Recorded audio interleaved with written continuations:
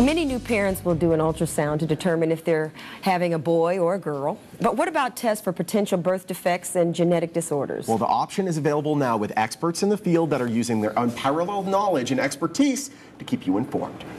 And joining us today with more is Dr. Stephen Wold, the clinical director with the High Risk Pregnancy Center. Doctor, hello, how are you? Great, thanks for having me. So what's the traditional way of screening been for genetic disorders and in pregnancy? Well, screening for genetic disorders involves identifying certain high-risk pregnancies, so moms that might be at higher risk for carrying a baby with an abnormality.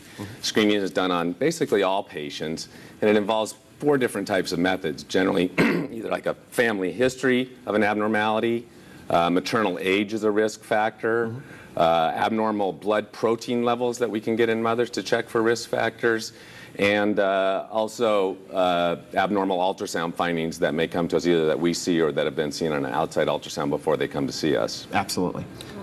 What about genetic tests? Yeah. Genetic testing is actually a little bit different than screening. Genetic testing actually involves getting chromosomal material from the baby to check for those. And traditionally, it involves more invasive diagnostic or more invasive procedures, which are both more expensive and carry some risk. This is, it's important to distinguish and to separate diagnosis from screening. So a large number of patients are going to have a screening test that's positive for one of those factors, but almost all of them are going to be carrying a baby that's normal. So how do we distinguish that?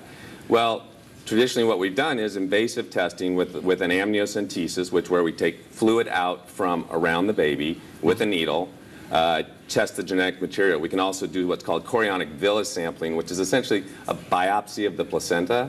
And from both of those, we can get specific genetic material from the baby and test those for just virtually anything that we want to test for. No question. The problem with that is that when so many people have a positive test, you're going to have to do a large number of procedures. And in one recent study, it showed that 98.6% of all amniocentesis are actually normal, which means we have to do 100 invasive procedures to really diagnose one case. Unbelievable. And these cannot be done in the doctor's office, correct? No, we do amniocentesis and we do chorionic villus sampling in the office, but it is an invasive procedure. So luckily there's new technologies available that are less invasive. Exactly. I think medical genetics is a field that's just exploding right now, and in fact we have 4 full-time genetic counselors in our office just to deal with all the new technology to be able to discuss it with the patients. So it's really, the changing field is phenomenal, and specifically in prenatal diagnosis, I think the most exciting thing kind of falls under the general term non-invasive prenatal diagnosis, and non-invasive is very inviting because we can avoid some of those invasive procedures. Now, it doesn't provide all of the information that those invasive procedures, but it certainly can provide some of the information, and in fact the large majority of that information that we have. What it really does is we've known for some time, for 15 years, we've known that a baby's DNA or fragments of the DNA actually circulate in the mother's blood.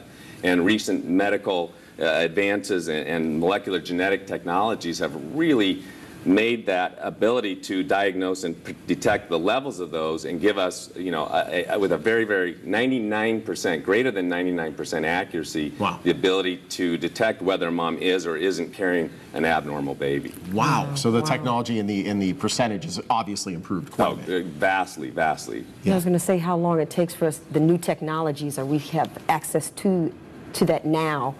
The mothers. Well, this test has really only been around for 6 months. It's been commercially available. I mean, at our center, we were actually involved in some of the clinical trials, the level 3 clinical trials, along with several other centers around the country, in validating how good this test really is for one of the bigger corporations that really developed the test. And new technologies are always coming down the bend. What do you see? Absolutely, all new technology. There are so many things that are available, and that's why we have genetic counselors specifically to talk with those patients, because so many options are available for the patients. You can't do it financially, you can't do it, and you really don't want to. You really want to identify each individual pregnancy and what their risk factors would be, and then what the appropriate testing is. So even though we have some of this non-invasive testing, it is limited. And one of the most important things to really acknowledge is that there are limitations to these tests, and so it's not recommended that all general doctors just